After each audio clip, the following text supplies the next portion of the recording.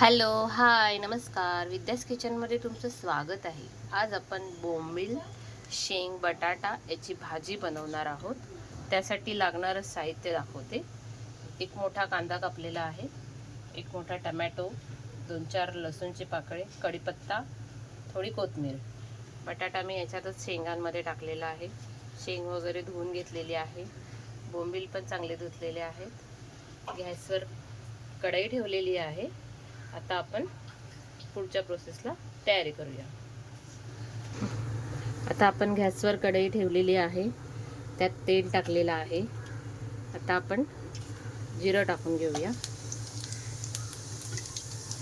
जिरं चांगलं तडतडलं की लसूण आणि कढीपत्ता टाकूया.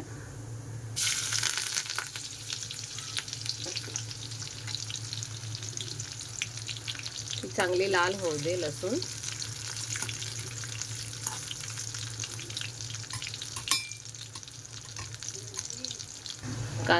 लसूण लाल झालेली आहे.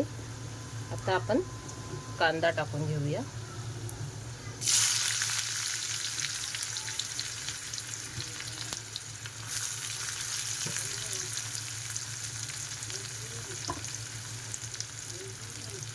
कांदा चांगला लाल होऊन देऊया. चांगला मस्त सोनेरी कलरचा येईपर्यंत लाल करूया. कांदा चांगला सोनेरी रंगाचा झालेला आहे. आता आपण टोमॅटो टाकून घेऊया.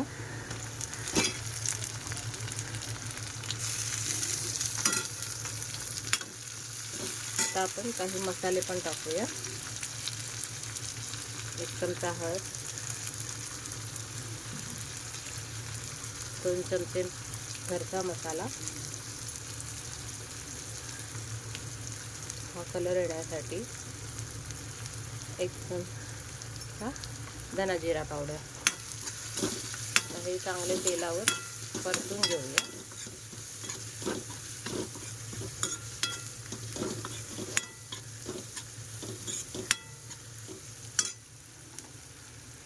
हे चांगले परतून घेतलेले आहेत. आता आपण बोंबील टाकूया.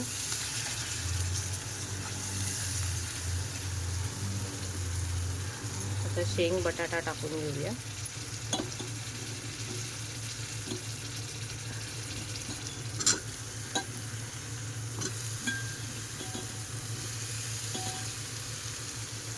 तर हे चांगलं परतून घेऊया. याच्यामध्ये मीठ टाकायचं आहे आणि तुमच्याकडे जर कोकम असेल तर कोकम, चिंच असं टाकूया आणि हे थोडं जरा शिजू दे. त्याच्यामध्ये मीठ टाकून घेऊया. आता मीठ टाकूया, चवीनुसार मीठ. आता हे परत छान ढवळून घेऊया आणि झाकणावर पाणी ठेवून मग ते गरम झालं की याच्यात टाकून घेऊया.